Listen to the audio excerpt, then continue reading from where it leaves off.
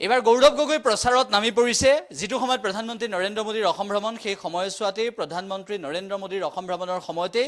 কংগ্ৰেছৰ বাবে কেনেদৰে প্ৰচাৰ চলাব লাগে সেইভাবে গৌৰৱ গগৈয়ে জোৰদাৰ নিৰ্বাচনী প্ৰচাৰ চলোৱা পৰিলক্ষিত হৈছে ৰাইজৰ বাবে কংগ্ৰেছৰ যি যাত্ৰা আৰম্ভ কৰিছে ৰাইজৰ পদুলিত কংগ্ৰেছৰ যি যাত্ৰা আৰম্ভ হৈছে ৰাইজৰ পদুলিত এয়া হৈছে কংগ্ৰেছৰ যাত্ৰা আৰু সেই যাত্ৰাৰ সময়তে সেই কংগ্ৰেছৰ যাত্ৰাৰ কাৰ্যসূচীৰ মাজতে বহু লোকে ইতিমধ্যে কংগ্ৰেছত যোগদান কৰিছে গৌৰৱ গগৈৰ উপস্থিতিত কংগ্ৰেছত যোগদান কৰিছে যেটো সময়ত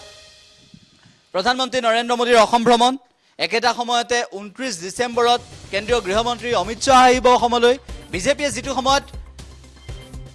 নিৰ্বাচনৰ বাবে ৰণদুন্দুবি বজাইছে সেই সময়ত গৌৰৱ গগৈয়ে এনেদৰে ৰাজ্যৰ বিভিন্ন প্ৰান্তৰলৈ গৈছে ৰাইজৰ পদুলিত কংগ্ৰেছৰ যাত্ৰা আৰম্ভ কৰিছে আৰু এই কাৰ্যসূচীৰ জৰিয়তে গৌৰৱ গগৈয়ে ইতিমধ্যে 2026 বাবে ৰণদুন্দুবি বজাইছে ডাঙৰ বিষয় এইটোৱে যে 2026ত বিৰোধী একত্ৰিত হ'বনে নহয় 2026ত মিত্ৰতা থাকিবনে নাথাকে এই বিষয়বোৰক লৈ চৰ্চা কিন্তু তাৰ মাজত গৌৰৱ গগৈয়ে এনেদৰে জোৰদাৰ কৰিছে নিৰ্বাচনী প্ৰচাৰ জোৰদাৰ কৰিছে সাংগঠনিক ভেটি শক্তিশালী কৰাৰ প্ৰচেষ্টা এনেদৰে গৌৰৱ গগৈৰ নেতৃত্বত উজনিৰ পৰা নামনিলৈ আৰম্ভ কৰিছে বিশেষ কাৰ্যসূচী ৰাইজৰ পদুলিত কংগ্ৰেছৰ যাত্ৰা ৰাইজৰ পদুলিত কংগ্ৰেছৰ যাত্ৰা এই কাৰ্যসূচীৰ জৰিয়তে 2026ত গৌৰৱ গগৈয়ে ৰণদুন্দুবি বজাব ডাঙৰ বিষয় এইটোৱে যে গৌৰৱ গগৈ ইতিমধ্যে সম্পূৰ্ণ শক্তিৰে যুঁজ দিবলৈ সাজু হৈছে লক্ষণীয় বিষয় এইটোৱে যে গৌৰৱ গগৈ ইতিমধ্যে সাজু হৈছে গৌৰৱ গগৈয়ে ৰাইজৰ পদুলিলৈ গৈছে আৰু কংগ্ৰেছৰ বাবে ভাল খবৰ আনিব বিচাৰিছে 2026ত যেটো সময়ত বিৰোধী একত্ৰিত হৈ বিজেপিৰ বিৰুদ্ধে যুঁজ দিয়াৰ সংকল্প গ্ৰহণ কৰিছে সেই সময়ত ৰাইজৰ পদুলিত কংগ্ৰেছৰ যাত্ৰা আৰম্ভ হৈছে ৰাইজৰ পদুলিত কংগ্ৰেছৰ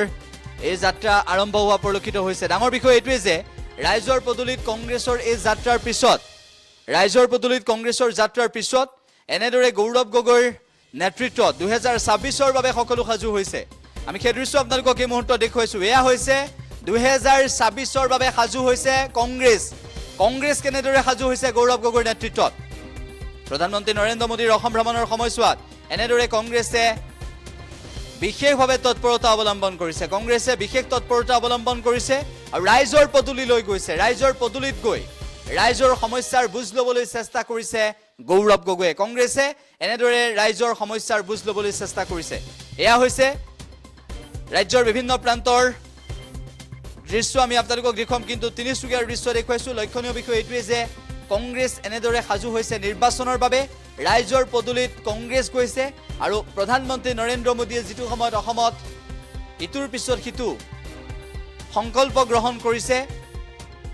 প্ৰধানমন্ত্ৰী গৰাকীয়ে অসমৰ বাবে ইটোৰ পিছত সিটো ভাল খবৰ দিছে সেই মুহূৰ্তটোত গৌৰৱ গগৈ এনেদৰে ৰাজ্যৰ বিভিন্ন প্ৰান্তলৈ গৈ ৰাইজৰ পদুলিলৈ গৈছে আৰু কংগ্ৰেছৰ সেই কাৰ্যসূচী আৰম্ভ কৰিছে এয়া হৈছে